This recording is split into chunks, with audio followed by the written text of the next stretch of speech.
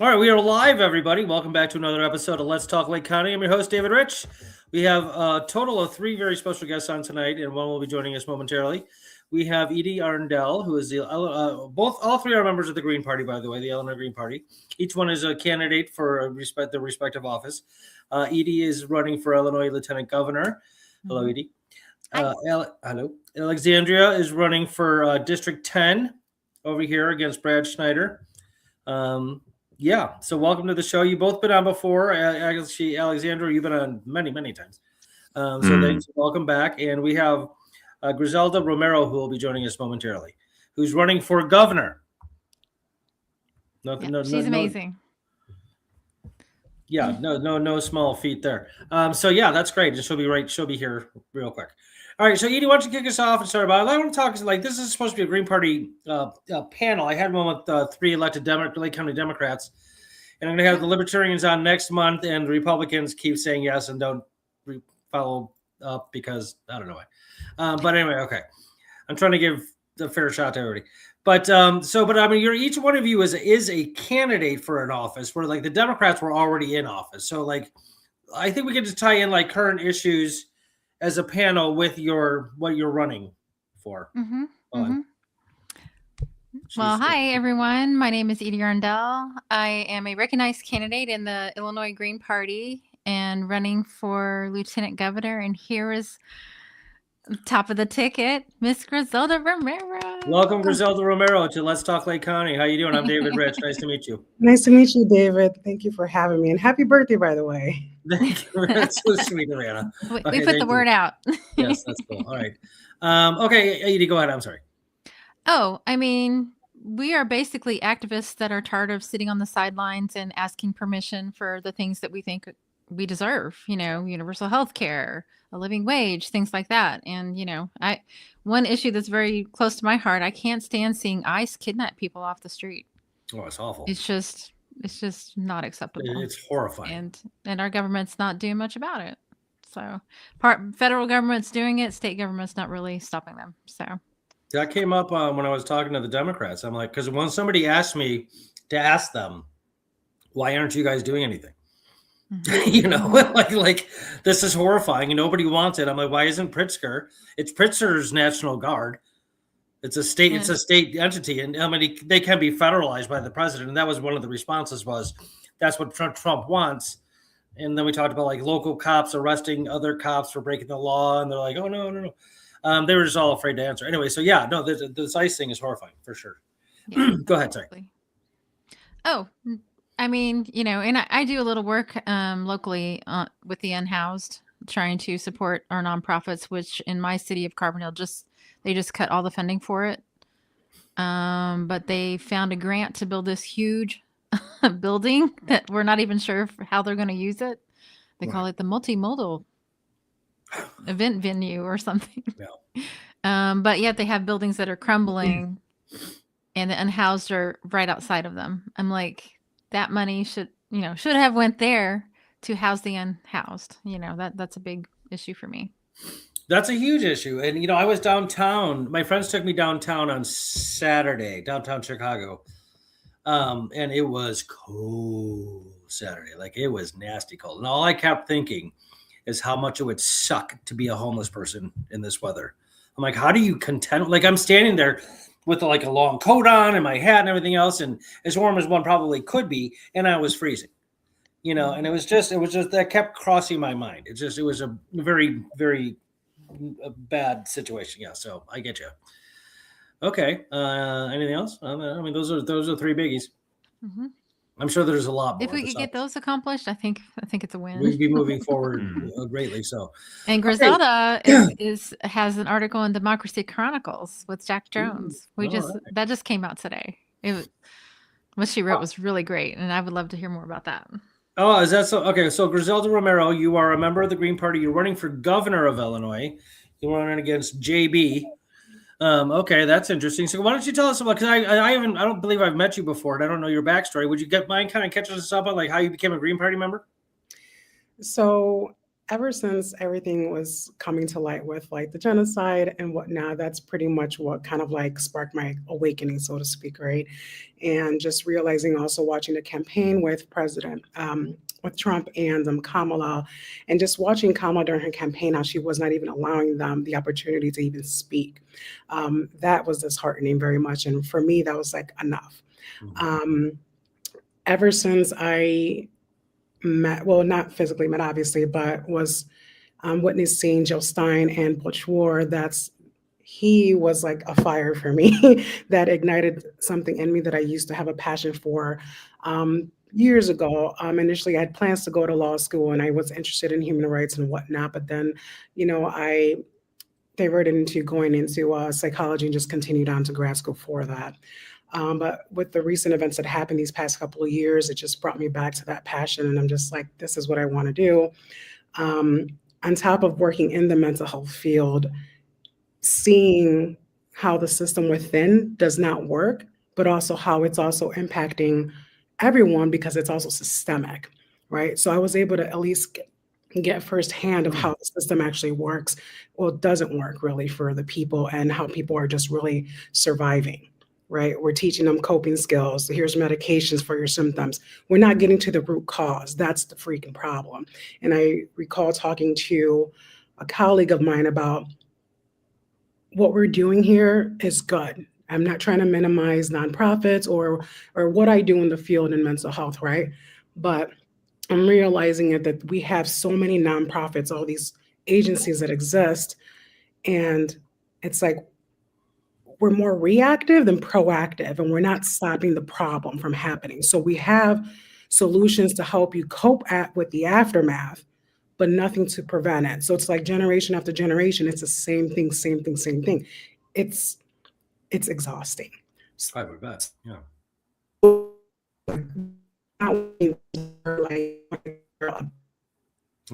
You're chopping up a little bit. Is that happening to you guys too? Do you see her screen frozen? Okay, I see everyone's. She's back. Yeah. So what was I saying? Oh yes. To me, it just feels like it's sort of like a bandage. We're not really addressing the issues to the core, right? We're not stopping this. And throughout the years, it's just been getting worse. And something that I want to piggyback off of what you mentioned about imagining being homeless out in the cold. Sure. And I've worked also helping with the crisis lines, not only just working with the community members, with the families and communities, but just even having to hear them explain to me, right? It's freezing. I can't keep living like this. I'm in a tent, right? And then they're expressing not only depressive symptoms, but just a trigger warning. Some people are having suicidal thoughts. Sure. And it's disheartening because it's like, how do we live like this? How can we continue to keep living like this? I don't blame them for having these thoughts. I'm not encouraging it, but this is horrible. And we have more and more people living out in the cold, out in these neighborhoods, in the parks, in tents. That's not okay. Right. That is not okay. So basically, I just felt like I wanted to do something more. I know what I'm capable of doing in the field, but I don't feel it's enough. I don't feel that I'm helping them in the best way possible, and I have an idea of how to do that, and that's what led me to wanting to join the Green Party, and the Green Party specifically because their values they align with mine, So and that's important to me, and I need to be with a party that we can see eye to eye with and have the same vision, and that's why I chose the Green Party. So yeah, and I thought of certain positions to run, and they recommended, let's do governor. And I'm like, sure, why not? Let's help the people in Illinois. I've worked in 2 different counties here on DuPage and Cook County, serving the community through mental health, right? Either through freestanding psychiatric hospital or just even through an agency. It's an agency known as SAS. It's a state program that helps children and adults with mental health crisis, right? So I would run out into the communities and support families in different ways. So I got firsthand experience of seeing all of these struggles, and it's not just personal. A lot of it is rooted in systemic issues with all these policies, and we need changes. Yeah, no, for sure. Well said. Okay. I just want to say hello. Scott Free is watching. It says go Griselda, Edie, and Alexandria, go Green Party. Scott was Scott. also on this show with Alexandria a couple months ago with a libertarian. We talked about the role of government. It was a great show. I've rewatched that show probably 12 times. I loved that conversation. I'm serious. So that was very cool. Do you know, after I first heard the name Scott Free when he first joined the Green Party, a couple of years ago, I'm like, oh, that's a cool name. And it was like a month and a half, 2 months later, I was like, oh, like getting away scot-free. Oh, I get it. It took me that long to figure it out. Anyway, yeah, we love Scott. He's a cool works dude. really hard and he's very talented. Yeah, he's a very great guy. So, okay, Alexandria, how about you and your respective candidacy? Yeah. Well, actually, I've got 10 core policies for the 10th district on our newest flyer. Okay. So, number 1, term limits for Congress, specifically aiming for at least 12 years to start off with. That would be 2 Senate terms and 6 House terms. That would mean the current incumbent would not be able to run again because he's already served 6 terms. Advocate for ranked choice voting. That would get rid of the main complaint that people like to throw against Greens that, oh, we're spoiling the race, but we're the ones universally advocating for ranked choice voting, which would make that literally impossible. Mm-hmm. So who's really actually working as the spoilers? Ban all gerrymandering. That's something even a lot of progressive Dems, because of their playing that gerrymandering game with the Republicans nationwide, are going to concede on. I won't, for obvious reasons. 1, moral, but also 2, electorally, it wouldn't make sense for a third party to do that. And Medicare for all, very clear. I mean, if the frickin' nation of Greece can do it and provide for their citizens and have a wait time of less than a day, then the American government can do it. Don't get me wrong, our government has a lot of flaws and they make a lot of mistakes, but I'm not so apathetic on our government's capacity to think it's worse than the capacity of the nation state of Greece to care for its own people, right? As of right now, at least. Mm-hmm. Abolish ICE, as we were talking about earlier. ICE used to not exist, and we used to have a very relatively internally tame immigration system as far as it not being a huge economic burden, not being a huge talking point, et cetera, et cetera. So their existence is proven to be irrelevant even by our own history. Anti-war, that means stopping and calling out the genocide in Gaza, banning all weapons to Israel, and also trying to actually push for an end to the Ukraine war, not trying to exploit it for what's the most money for me like Trump is doing. Mm-hmm. Enshrine environmental rights in our Constitution. That's something that of these 10, I actually think would be the most bipartisan potentially to get. I've noticed in Congress, there's been a lot more concessions from some conservatives. The thing I like to cite is something, I forgot what the exact name of the bill is, but it had to do with voting to kill hundreds of thousands of barn owls, and it costs millions of dollars. And almost all the Democrats voted to spend the millions of dollars to kill a bunch of the owls. And almost all the Republicans voted the environmentally friendly option, which was to not waste money and not kill all these owls, which broke my brain big time. But if it wasn't for the fact that I got that news from a source of environmental activists, I probably wouldn't have believed it. But I know those people, and so I trust them. And holding. Why did they want to kill all those owls? Were they infected with something? No, there's the real reason, there's the stated reason and the real reason that I suspect, and that most environmentalists suspect, which is that they've been getting a lot of money and lobbying from the timber and lumber industry. And so that's actually why. But their cited reason is that their range has changed, and so they're being treated as this invasive species, but they weren't introduced over a different continent or something. Their range is just changing, and that's because we've been affecting the environment, duh. So that was really foolish. If I find that, I'll send that to you afterwards, after the show. I just want to real quick clarify something as a professional horticulturalist. If something thrives in a certain environment, it cannot be an invasive species. That means actually that it's doing exactly what it should be doing. Anyway, go ahead. Good note. Okay. Number 8, hold the ruling class accountable for violating the law. This actually applies to the current Congressman Schneider, because by continuing to give weapons to Israel, and I'm no lawyer, but it seems to blatantly violate the Leahy Law and the U.S. Foreign Assistance Act. And a lot of people I know will get beaten up and brutalized by police literally for just existing and not breaking the law. This guy his votes are public record. This is public information that he's breaking the law, and just nothing's being done about it. Not to mention all the law-breaking things that Trump is doing. My goodness, that would take a whole show to cover at least. Overturning Citizens United and getting money out of politics touches on a lot of the similar problems that ranked choice voting would get, but just universally good for everybody and just good for a healthy democracy in general, regardless of what type of system, whether it be parliamentary or whatever. Just, you don't want your money being bought out. your politics being bought out. And then 10, Green New Deal. That's actually been discussed a lot, not just by other Greens, but that's been a long-standing thing. Just keep pushing that, keep upholding that. All right, that's very cool. It's a good list. And like real quick too, another clarification, folks, is that the Green New Deal started in the Green Party. It came from AOC stole it and then put her name on it. And I generally like her, but that was lame. Anyway, that's all they do. They steal both sides. Stole it, then killed it. Yep, exactly. So, okay, cool. So, Edie, why don't you tell us what a lieutenant governor does?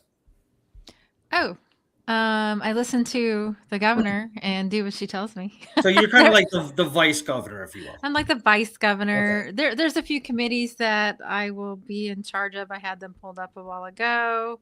Let's see. These duties include serving as chairman of the governor's rural affairs. I live way down here in Shawnee Country, so that seems appropriate. Chairman of Rural Bond Bank of Illinois. Bonds. Israel bonds, just saying. That might be a conversation. It would definitely be a conversation. Head of the Illinois Main Street Program and chairman of Illinois River Coordinating Council. In addition to, we can have our own pet projects and, and whatever the governor needs me to do. That's what I'll do. What's the Main Street one? Does that mean like small businesses? Yeah.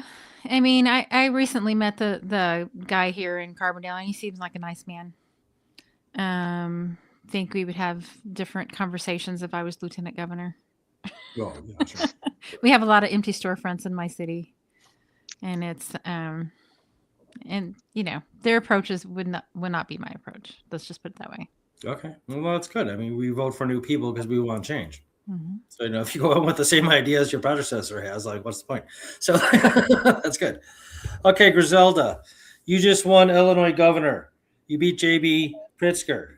Day one, what are you doing? Oh, day one. Definitely looking at the budget for sure. We need to figure out what's going on. I know Illinois does have a long-standing history of being, has this reputation of being corrupt, right? Sure. And just, there's always issues with the money, that there's not enough of everything, and just pretty much looking at that and seeing where things are being allocated. Most definitely proposing that we stop financing the Israeli bonds, supporting that. That needs to be pulled out. We can do better things to help Illinoisans with that kind of money, while also supporting the safety of Palestinians overseas, right? Another thing that I'll also be looking to is also with the finances, also with like property taxes and whatnot, and other things that I am also going to be considering looking to is housing as well, like the homelessness. That's a huge issue, and that needs to be addressed. Those are things that I think the way that the framework that I'm looking at is like, what's the crisis right now? What's the urgent need, right? And of course, healthcare as well. People deserve to have access to healthcare. And I hear often a lot, and even I've experienced myself, how can I take care of this myself to not have to have a bill, not to go to the ER, or not to have an ambulance bill, right? People should not have to resort to thinking that way. That's telling on its own. That's problematic. With the homelessness, we live on this planet. It doesn't make sense why anybody's homeless in their own home, right? That's an issue. Okay, so I think the budget is very important because it speaks volumes to where we're supporting other programs and completely disregarding these basic human needs for everyone else. Especially when it comes to like the SNAP benefits as well, how that's being impacted. I know from the federal level down. So those are some of the first things that I do want to address, which is, be able to have access to healthcare, people having their medication, housing as well, and just the budget, just financing in general, fiscal responsibility. I think those are definitely some hardcore things that needs to be addressed. Make sure that people are safe and okay and not constantly in a crisis.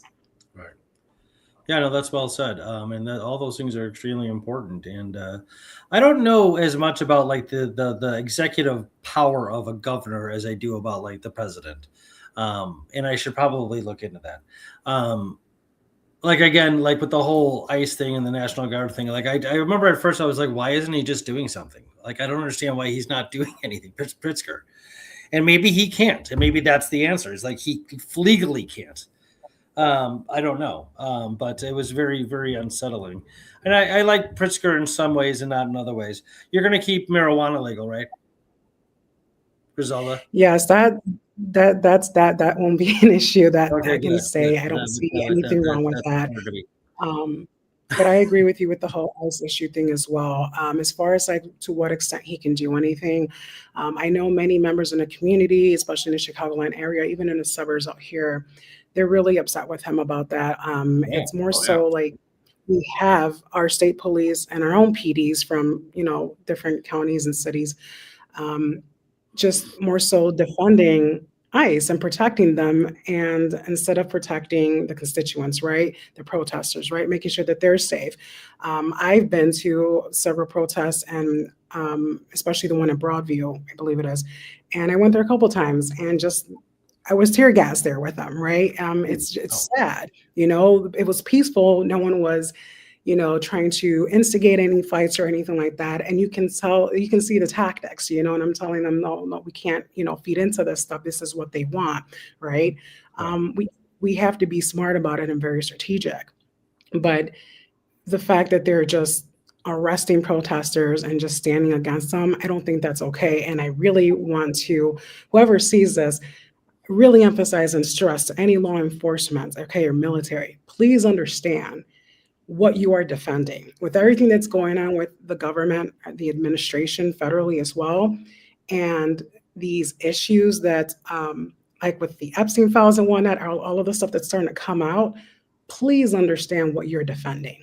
Because nobody in their right mind will stand up and defend a lawless government, because that's what we have. And the things that are coming out are just really atrocious. So please understand what you're defending, because that is not okay. And everything needs to be questioned. Absolutely, I agree with all that. And like another thing too, another irony, I guess, is that the Republican Party calls themselves the party of law and order. And first of all, they voted in a guy who's literally been convicted of 34 felonies. Literally, a lot of people just like, oh, that was all bull crap, whatever. I'm like, it doesn't. Your personal opinion on it doesn't matter. He was convicted of 34 felonies. Period. Mm-hmm. Okay. And so they didn't seem to mind that. And then, he just circumvents Congress. He breaks the law. His party is getting all mad at the judges, these rogue judges. Judges are doing exactly what they're supposed to do. They're supposed to interpret and enforce the Constitution. And if a president or a congressperson or whomever breaks the rules of the Constitution, a judge is there to call them out and stop them from doing that. But they're all like, oh, they're picking on him and blah, blah, blah. No, they're not. They're doing exactly. And a lot of these judges were appointed by him in his first term. So don't give me that nonsense. It's a nightmare. Like, it's just chaos. It's so ridiculous. Anybody see Kristi Noem in front of the Congress the other day? When she walked out, or whooped. Man, oh man, is she just a dog killer? Anyway, I was about to say the complete antithesis to a vegan like me. Yes, the complete antithesis of vegan like you. That's 100% correct. Alexandra, okay, you just won your race against Brad Schneider. What are you doing? Day one, what's going on? Introducing the RAD Act, or RAD Bill, whichever you want to call it, which is abbreviated for Restore American Democracy. It's basically a compilation of everything I talked about before on the electoral reform. So ranked choice voting, making voting day a national holiday, term limits, putting limitations on campaign contributions, making ballot access equal amongst all candidates. Not sure if I said term limits, but if I did, that as well. You did, yeah. Okay, yeah, no, that's good stuff. Ranked choice voting and ballot access. I mean, when I was doing the Green Party show and then this show and on my radio shows, I brought that up. That must be at least 100 times. Mm-hmm. Like, I mean, it's just, that's something that really, really, really bothers me. Like, it's just like, it's so blatantly just gross and unfair, and anti-democratic, and it blows my mind that it persists in any state, any way, anywhere. Absolutely. Maine has ranked choice voting. Alaska has ranked choice voting. That's how Sarah Palin lost, and then she blamed it on ranked choice voting instead of blaming it on her. She's just an incompetent candidate. And I think there's a couple others. So, the profile of it is rising. Again, the last panel I had with the local Democrats, They all ranked choice voting came up, and they're all for it. They think it's a great idea, but they just like one of the guys that was on a committee concerning like the implications of getting it in there. And I'm like, well, what does that mean? He said, well, just what might happen. It doesn't like what do you think's going to happen? I'm like, more people are going to get on the ballot. That's it. What is there to study? Mm-hmm. Yep. That's filibustering crap. So but they were all for it, which I thought was encouraging. I haven't talked to any Republicans. Some might be for it, some probably wouldn't be. I don't know. But ultimately, the higher ups aren't for it because they know that they're going to start losing seats. Exactly. And that's why one of the unsung benefits of this actually is that all the victories that we can get, it makes those, if we implement something like this, more secure. Because if we were to say just, I don't know, stop whipping shipments to Israel tomorrow with our current setup where you could still have money in politics, you still have all the incumbency advantages, still have the gerrymandered districts, all AIPAC has to do, or any pro-Israel arming group that doesn't really care about the genocide stuff, just make a new PAC or raise more money, and then they could get in their influence right over again. Whereas if you get rid of that entirely, now they actually have to genuinely convince the public, which is, as we know firsthand as Greens or former Greens trying to actually have these conversations with people, it's not that easy just convincing someone to change their opinion or to even just get engaged. So that would take a lot of actual genuine work from them, which I don't think they would be able to do and convince everybody successfully, hopefully. Yeah, no, that's right. You see a lot of the effects of that lack of interest. Like especially at local elections, they're dismal, 2% or something like that. It's like, and that's where the rubber hits the road, man. Like your local elected officials. We're talking about zoning and water and sewage and some countywide property taxes and stuff like that. This is like a lot of your day-to-day life, and so it's kind of like baffling to me that people aren't as more interested in local elections than they are, say, like the federal. Like the presidential one's the most popular, probably the most attended to, and because we treat the president like he's or she's a monarch, and they're not. The congressional elections are probably effectively weightily more important, but anyway, whatever. You should involve yourself in all those elections. Absolutely. So it's important. That's why, even though I'm probably the flashier candidate, given the next 5 years, I would say keep an eye on the county seats and stuff if we could get any Lake County Greens challenging those, because those seats are more vulnerable, more achievable. Lake County, not just Lake County. All Green parties have a much better track record winning on local level than federal level. We all know this, et cetera, et cetera. So I'm going to be the flashy person because I'm going to get a little bit more attention, House of Representatives, that gets people's interests and stuff like that. But don't sleep on people that we're trying to get to run on the county board, because we're going to be getting some pretty good people, I think. Oh, that's great. And if you're talking about like literally next year's election, ask them to come on the show. I would love to interview. That'd be very cool. County boards have a lot. Actually, county boards have a lot of power. They do a lot of stuff. And I get my friends here in Lake County, just because of the shows I've been on, tend to be like the local politicians and lawyers and stuff like that. So I get the behind the scenes chatter of what's going on that a lot of people don't hear. And some of it is encouraging and some of it's very discouraging about like the Lake County board. And I won't say anything more than that, but go ahead. Just one last teaser. One of the seats that we're going to be targeting, and it wasn't the same person because one person retired, but there was only one Democrat running and no person running against them since 1998. And the last election, there was the last election, there was less than 3,000 votes cast. I forgot which board because I can't find the paper right now in front of me, but it's Lake County board, and it's one of the three districts in the lakefront that hasn't had a challenger for many years. One since 2012, the other since 2014. So, yeah, okay, no, I mean that's fascinating, and like you see some of that on local elections, like uncontested, and some of the the Lake County board members, I think there's 19 of them, they get paid like $45,000 a year, like it's a job, and you go there a couple times a month. So just if you're interested in getting into politics and because if you become the mayor of a town like Rays Lake or Mundelein or something, you're getting paid like $400 or $500 a month. It's like nothing. Okay, so everybody's got to keep their day jobs. So if you're looking for like a career in local politics, and I could easily live off $45,000 a year. I'm not saying everybody can because I don't have any kids. I'm not married and that stuff.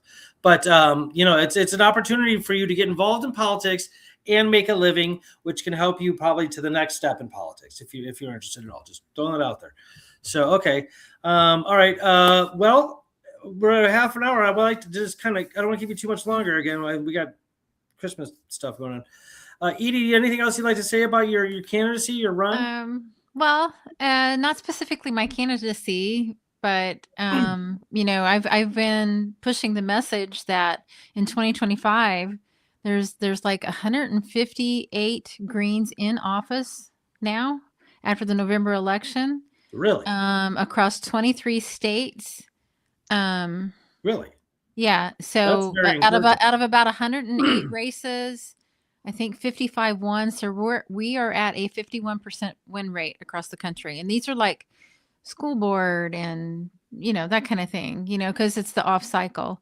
As far as our campaigns, what we need is everybody to go to ilgp.org and sign up, do the signature pledge, because at the end of starting February 25th, we will need to start getting signatures. We need a minimum of 25,000. And with the way, they don't like us there, they're going to challenge our signature counts. So we need to get 40 to 50,000. So if you want to help out, please sign up.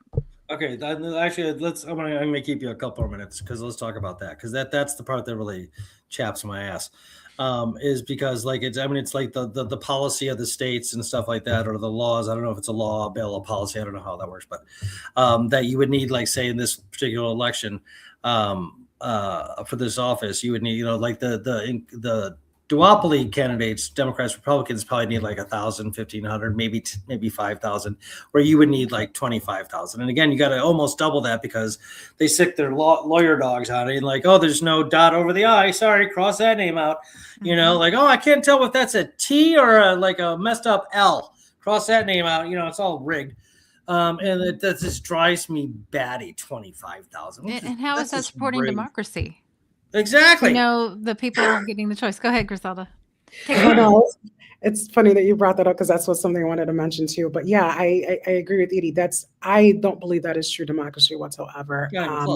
It's not. It's just not. I'm just going to say we never had a democracy. Okay, in this country and even in the state, we've had majority of Democrats and there has been Republicans, and yet we still have different groups that are still struggling, right, with equity and inclusion all across the board. If we were true, democracy, that would not be existing, but that's not the case. And what speaks volumes to all of this as evidence is the fact that we have third-party members, right, independents or the Green Party, right? The fact that we have to get 25,000 or double that's gatekeeping democracy, right? That's what that is, right? So the way that I'm seeing that is that they like to control. This is not options. This is our only option, is what they're trying to tell us. You either pick us or them. The Democrats, the way that I see them, they're covertly oppressive, and Republicans are overtly oppressive, right? So that's where they get the lesser evil. You're still evil. You're still evil nonetheless, and it's this conditioning with the masses of, we won't cause that much harm, but still keep us in place and you can still have it easy. No, we want no evil, and the people deserve to have choices, actual options, true democracy. And the fact that they have that set up tells me the Green Party is a threat. That is a good thing. They claim to be everything that the Green Party is, and they're not. So the fact that that even exists should be enough for people to question, why are they gatekeeping politics, right? Why are they gatekeeping democracy? And it also shows that those that want to come up and actually create some kind of change can't. They're not represented or underrepresented because of that. So you can't tell us that we actually have true democracy and that we have an option when used to are the only ones that have been the only option and the only ones that control. So that also tells me they work together even though they fight against each other because their fight is just for power. Oh, we need to do away with that entire system. I agree 100%. Can I just give a quick shout out to Macklin McLugie?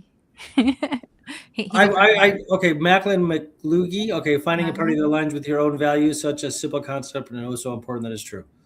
Mm-hmm. And Scott Free is saying the green wave is coming. I hope so. That's great. Yeah. So, Alexander, do you want to say anything about that specific topic? No, I was just fingers crossed. Yeah. It's up the green wave get going. Yeah, Well, further, honestly, because as we were talking about before, we've already got some local momentum going. And I do like that all the topics we've talked about keep continuing to go back to sort of the central theme of my RAD Act, which is restoring the American democracy itself. And just to touch a little bit on democracy itself, I haven't read too thoroughly on this, but from people I've listened to, it sounds like a lot of the founding fathers considered its concept of a pure democracy scary, so they intentionally founded it as a republic. So for us who are pushing for more democratic means, we're actually pushing for something genuinely new. I remember I was having a debate with a friend of mine. We both took the same political science class a couple years ago, and he was making the case that ancient Athens, even with its slavery and with not allowing women to vote, was actually more close to the definition of a true democracy than the United States. And I obviously instinctually took the side of the modern United States. And he broke down how piece by piece, despite that, there was a genuinely good case to make that. And that made me think, damn, we have a lot of progress to go if we really want to empower the people. So well said, well said. And, one problem at a time. Yeah, exactly. Macklin is saying, go Greens, thank you all for saying things that nourishes my soul. And before that, he said, finally, a shout out. I only tuned in for that with smiley face. He's just kidding. Yeah. So, no, that's really interesting. And like,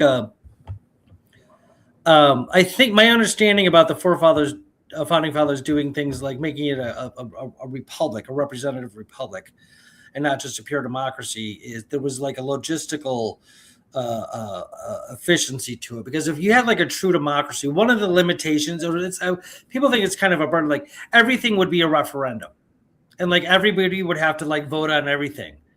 And some people like that. Some people are like, dude, I just want to hire somebody to do this, make these decisions for me, so I can go about my life. So that kind of thing. I mean, does that make sense? Yeah. Whether you like it or not, I mean, yeah, it makes sense.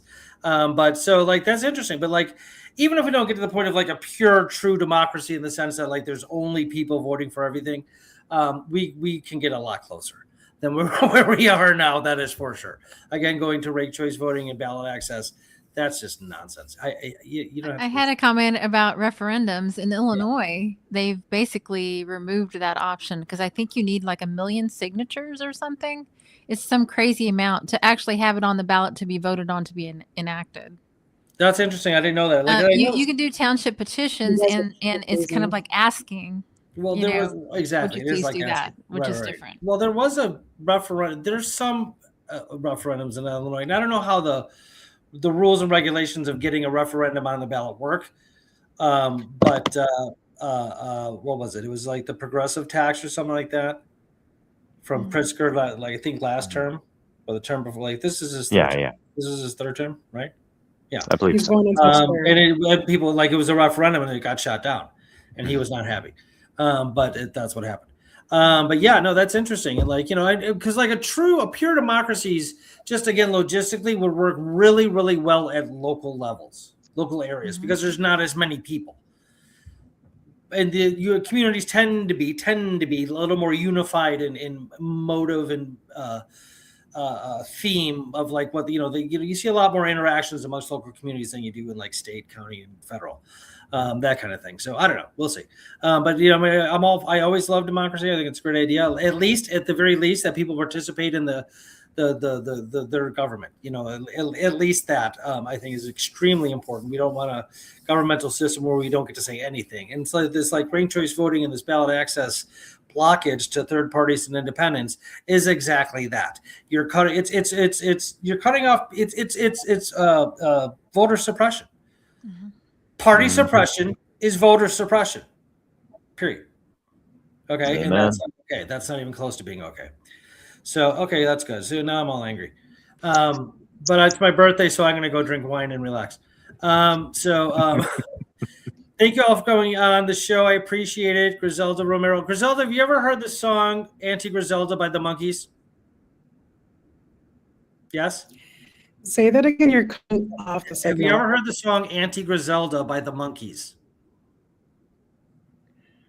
No, I have heard of another folklore with my name, but that's about it. No, it's from the 60s. It's a silly song. Don't even bother. But it's just funny because I haven't heard the name Griselda and it's probably since then. And I love that name. It's a great name. So Thank you. She's bringing it back. bring it back, Andrew. That could be your campaign theme song. Actually, don't do that. It's not very funny. But okay, so thank you for coming on, Griselda. It's very nice to meet you, and let's have you all back on and talk more about your respective campaigns because it's coming up. It's coming up. Starting after the first, it's good. You kind of like start hitting the road there and like doing stuff. So very, very cool. Alexandria, thank you. Edie, thank you so much. Appreciate you guys. What you Thanks do, for what you having stand us. for. Absolutely. And Scott Free says he loves the monkeys. Of course you do, because the monkeys are awesome. Okay. So, all right. Thank you, everybody, for tuning in to Let's Talk Lake County. I'm your host, David Rich. Until next time, keep talking. All right. Hold on, guys. Thank you. Yeah. No, thank you.